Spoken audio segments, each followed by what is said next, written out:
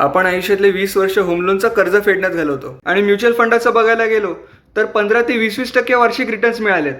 त्यांना property tax व income tax किंवा डीम टॅक्स भरावा लागतो, म्हणजे पैसे शेवटी आपल्या खिशातलेच जातात.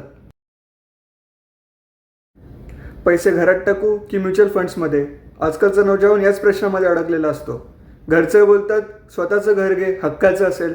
मित्र बोलतात म्युच्युअल फंड्समध्ये टाक, लॉंग टर्ममध्ये चांगले रिटर्न्स मिळतात. टेन्शन नका घेऊ, भाऊ आलाय, पिक्चर क्लिअर करून जाईल. भारतीयांची मंथली सॅलरी 20,000पासून चालू होते ते 1,00,000-1.5 लाखापर्यंत आहे. पण ॲव्हरेज जर का पकडायला गेलो तर 50,000च येते. त्यामुळे आपण 50,000 पकडून फायनान्शियल प्लॅनिंग करूयात. इंडियामध्ये 1 BHKचा ॲव्हरेज रेट 45 लाख रुपये चालू आहे. 50,000चा पगार असल्यामुळे होम लोनची एलिजिबिलिटी 25 लाखच मिळते. त्यामुळे डाऊन पेमेंट 20 लाखाचा बनतो. 9% वार्षिक व्याज, 20 वर्षांच्या लोनप्रमाणे 23,000चा EMI बनतो. हातात पगारातले 27,000च उरतात इतर खर्चांसाठी.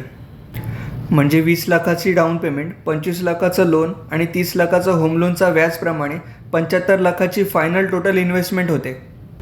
20 वर्षाच्या रिअल इस्टेट ॲव्हरेज रिटर्न्सप्रमाणे घराची व्हॅल्यू 2,10,00,000 होते. म्हणजे आपल्याला फायनल रिटर्न्स 1,35,00,000चा मिळतो.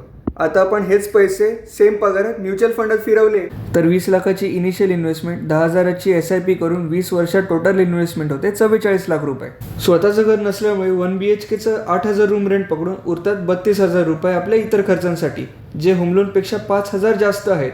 याची तुम्ही FD किंवा सोनं घेऊ शकता किंवा इतर खाजगी खर्चांसाठी वापरू शकता. म्युच्युअल फंडच्या ॲव्हरेज रिटर्न्स 12% चक्रीवाढ व्याजप्रमाणे व्हॅल्युएशन होतं 2,80,00,000 रुपये आणि फायनल रिटर्न्स होतात 2,36,00,000 रुपये. हाच जर का हिशोब लावला तर म्युच्युअल फंडमध्ये 1 कोटी जास्त रिटर्न्स मिळतात रिअल इस्टेटपेक्षा. आकड्यांचं कंपॅरिझन बाजूला राहू दे, आपण लॉजिकल गोष्टी बघूयात. आपण आयुष्यातले 20 वर्ष होम लोनचा कर्ज फेडण्यात घालवतो आणि जोपर्यंत होम लोनचा कर्ज संपतोय तोपर्यंत आपलं घर देखील जुना झालेला असतो. वरनं रिटर्न्स पण स्लो मिळतात. जर का मागच्या 5 वर्षांचा इतिहास काढला तर रिअल इस्टेटने 2 ते 3%च वार्षिक रिटर्न्स दिलाय आणि म्युच्युअल फंडाचं बघायला गेलो तर 15 ते 20% वार्षिक रिटर्न्स मिळालेत.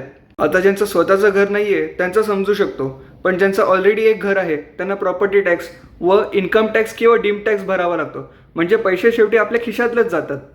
म्युच्युअल फंड ही लिक्विड इन्व्हेस्टमेंट असल्यामुळे पाहिजे तेव्हा पैसे आपण इन किंवा आउट करू शकतो. इमर्जन्सी आली की लोन अगेन्स्ट म्युच्युअल फंड देखील मोठा मिळतो. तेच होम लोन मारल्यामुळे एलिजिबिलिटी क्रायटेरिया देखील घटलेला असतो, त्यामुळे आपल्याला मोठा लोन नाही मिळत. आता ऑफिसमधून ट्रान्सफर ऑर्डर आली किंवा सिटी चेंज करायची झाली तर आहे तो घर विका, बायर शोधा, ब्रोकरला परत 2% द्या, तीच झिकझिक. त्यामुळे सगळ्याचा विचार करा आणि मग तुम्ही ठरवा की पैसे म्युच्युअल फंडात टाकायचे की घरात.